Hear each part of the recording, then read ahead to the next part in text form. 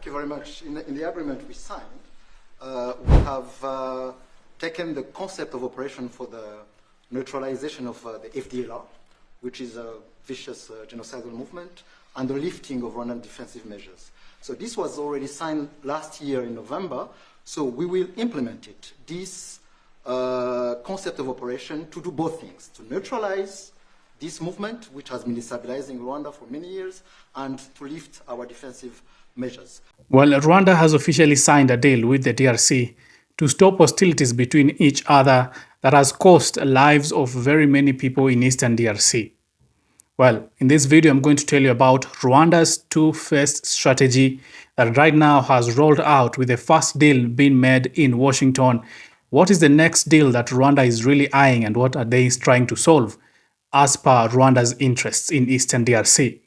In this video as well, I'm going to tell you about M23's next move right now, as Rwanda has come out to admit, first of all, that it did have troops in eastern DRC, and they have said that they are going to stick by the rules to withdraw their troops from eastern DRC.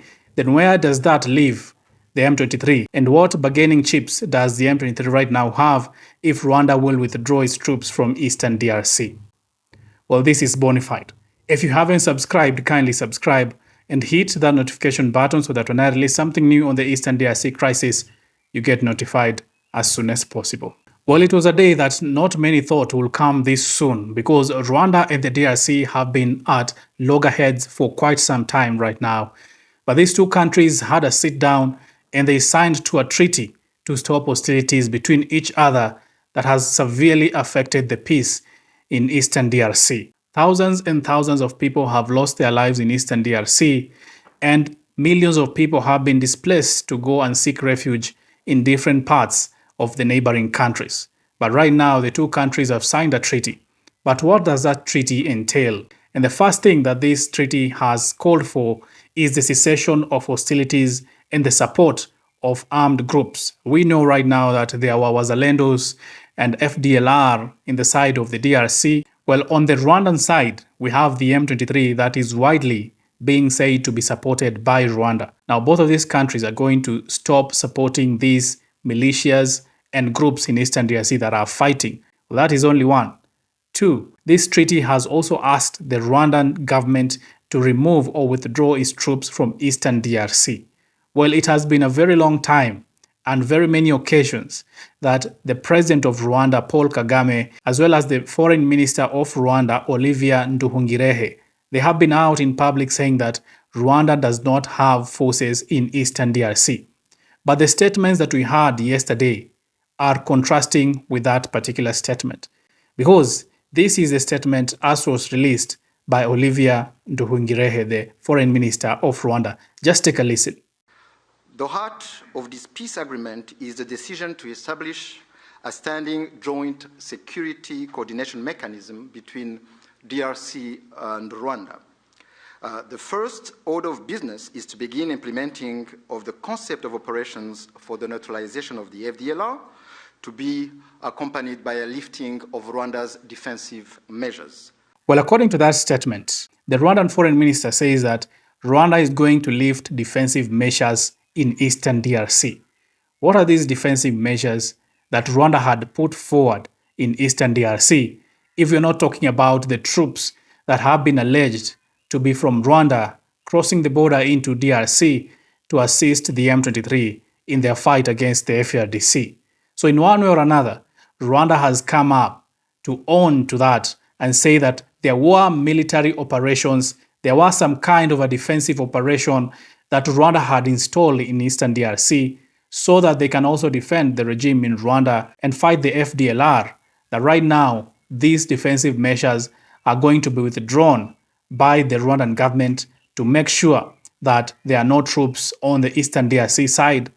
Every other Rwandan troop will be within the borders of Rwanda. Well, other provisions that were laid out in that treaty that was signed between the DRC and Rwanda included a joint security coordination, that within 30 days there will be a joint security body to be established to monitor troop movement and manage disarmament and reintegration of armed actors and facilitate refugees returning home. We're talking about the M23 right now, which was spoken in these meetings between Rwanda and the DRC, that what will happen with the M23 is that there will be a reintegration of the M23 into FARDC, meaning that what was done before, this was done before, mind you, the M23 had been reintegrated into FARDC, then they left the FARDC, came back and formed the M23 again. We are returning to that kind of a strategy where the M23 will be reintegrated back into FARDC, and those who don't want military life will then be demobilized to become civilians. That is the only clause that touches on the M23 if we are talking about what is happening in Eastern DRC and the treaty that was signed between the DRC and Rwanda. We're also talking about economic integration because of the minerals that are in Eastern DRC. It has been very hard for the DRC government to mine those minerals because of the wars and everything. So if there is stability between the DRC and Rwanda, it will be easier to have economic integration and those minerals will be able to be mined. We're talking about the territorial integrity and disarmament. Both countries say that we are going to respect each other's borders. We're not going to cross into each other's borders. We're not going to speak about diplomatic relations harshly about another country. We've seen that from the DRC. And lastly, another main provision that was also talked about in that treaty was the respect to the Doha process.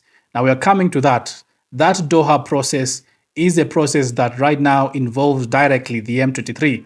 The talks between the M23 and Kinshasa are being held in Qatar. And this is now what holds everything together because you have to solve the three parties.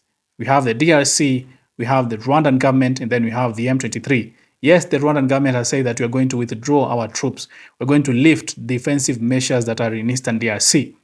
But what about the M23? The M23 is a separate entity. Although there are allegations that the M23 was supported by the Rwandan Defense Forces, we have to understand that the M23 also has a path on its own. We're talking about the AFC right now having joined the M23, making it a very big coalition in Eastern DRC, right now governing Goma and Bukavu. So we cannot assume the role that the M23 plays in all these crises that is happening in Eastern DRC. That is why their own process is ongoing in Doha, and the outcome of that process is really going to determine if there will be a semblance of peace in Eastern DRC. Well, despite that, the M23 is left weakened. If you're talking about the Rwandan Defense Forces leaving Eastern DRC, if you're talking about the support that Rwanda had to the M23 now being withdrawn, then that leaves the M23 a bit weaker. The M23 will have lost their main military backer, and that will have isolated the M23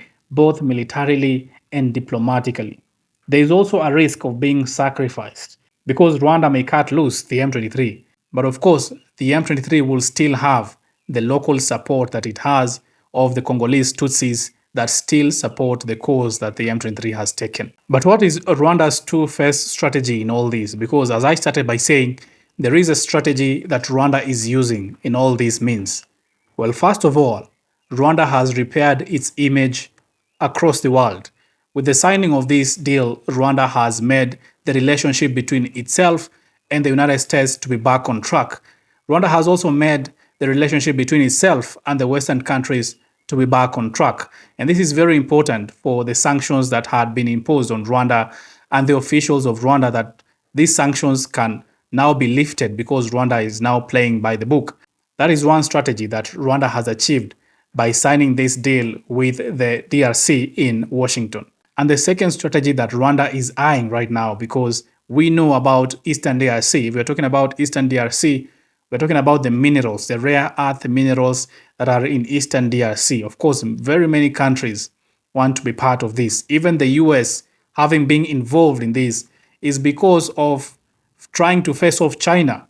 The competition that China had in Eastern DRC, it was taking up all the minerals there. And of course, these minerals are benefiting these countries.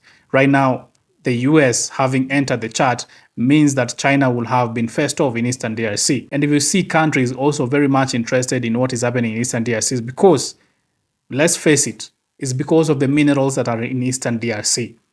And while Rwanda has now sorted the image, there is another card that Rwanda can play. And this is through the Doha process.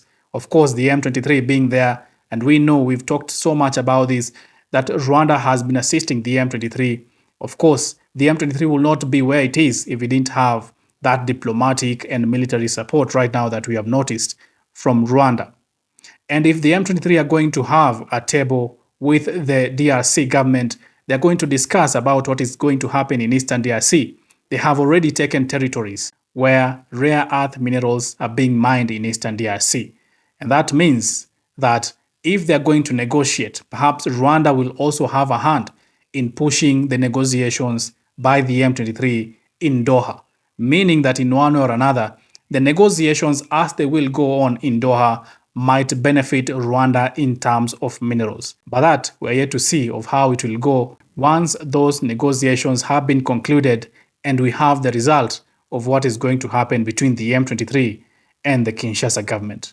Well, I will keep you informed of the latest of what is happening in Eastern DRC regarding the latest signing of the treaty between Rwanda and Kinshasa, as well as the Doha process that is directly involving the M23 and the Kinshasa government. Keep it bona fide.